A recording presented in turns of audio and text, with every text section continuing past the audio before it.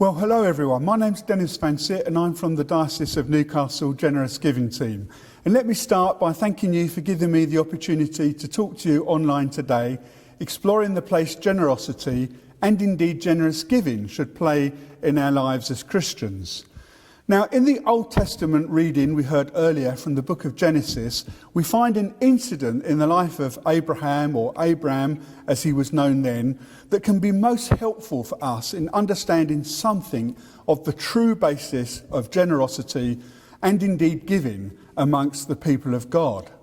Now, actually, we only heard a few verses, so let me give you a summary of the whole chapter. It opens with an account of an ongoing battle or feud between two rival groups of kings. This doesn't involve Abraham at all in any way, but he gets told that in the heat of the battle between these two groups of kings, his nephew Lot, who is living in the city of Sodom and has been taken captive, and also Sodom has been completely plundered and all their goods and treasures have been taken away.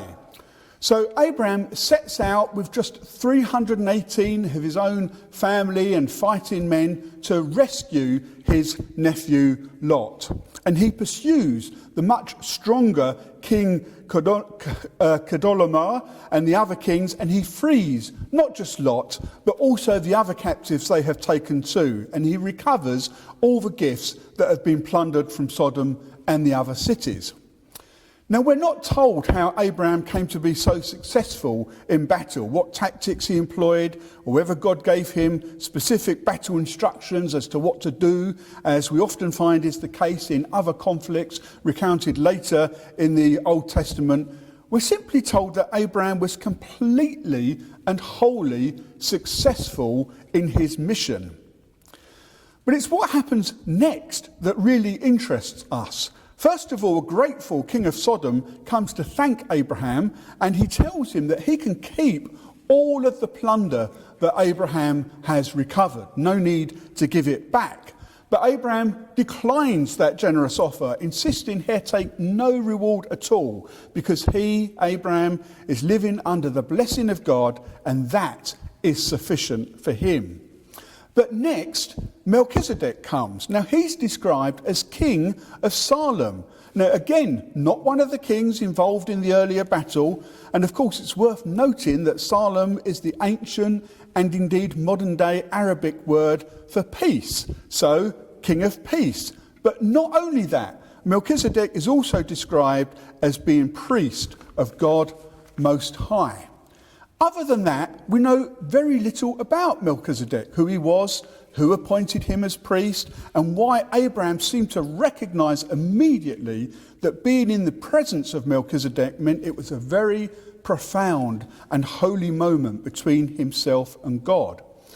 Melchizedek offers Abraham what appears to be the very first recorded incident of communion. He offers him the bread and wine, and Abraham responds by making an immediate, unprompted, unrequested, but very generous financial gift of 10% of all that he has.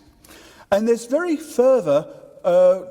little further reference to Melchizedek in the rest of the Bible. He's mentioned briefly in Psalm 110, and then again in the book of Hebrews. And in Hebrews it's explained that whereas the Jewish mindset of the day was based on the Levitical model of priesthood. That means that they expected priests to be descendants of Levi, and they also saw the priest as an entirely separate role to the king.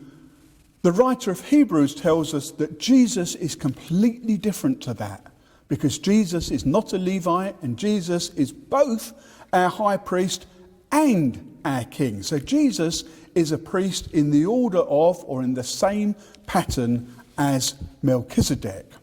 And that gives rise to some different views amongst theologians as to who exactly Melchizedek was. Some say that he was God himself, or Christ, appearing in person in the Old Testament, as does happen on one or two occasions.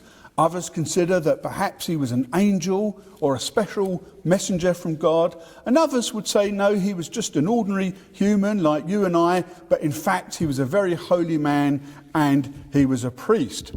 We don't really need to know exactly who Melchizedek was for the purposes of this talk.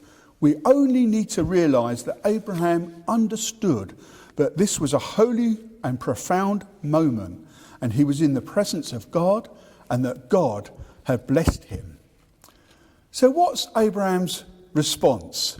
Well, not only did he decline to keep all the plunder from Sodom that had been offered to him, he then voluntarily gives Melchizedek 1/10 of everything he owns. And again, this concept of giving God 10% of everything you have later becomes enshrined in the law of Moses, and it's referred to as tithing. But that didn't come into existence until some 500 years later as a legal requirement when the law was given.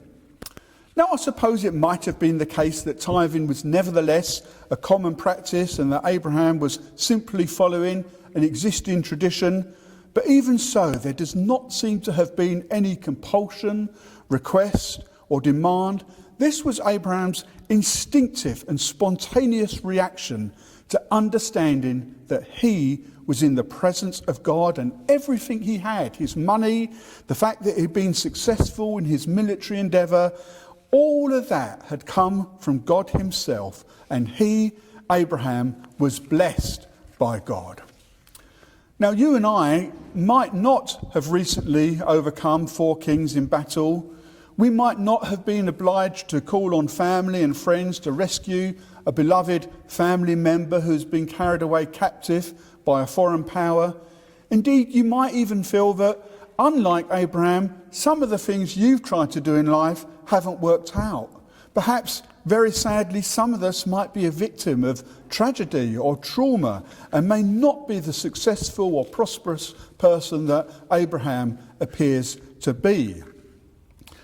But let me tell you that if you have found faith in any way, if you consider yourself to be a person of faith, then you too are a recipient of God's blessing.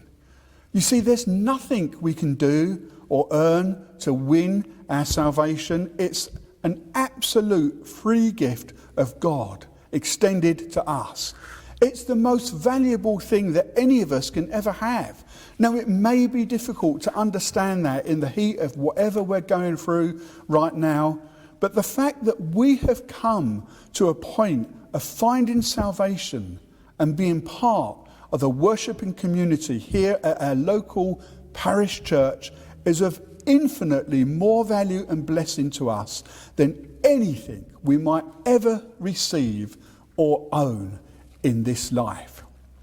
And when we know that, when we understand that, as Abraham seemed to, when that truth is deep in our heart, then I'm sure that we too will find that our instinctive and willing reaction is to give back some of what we have to God.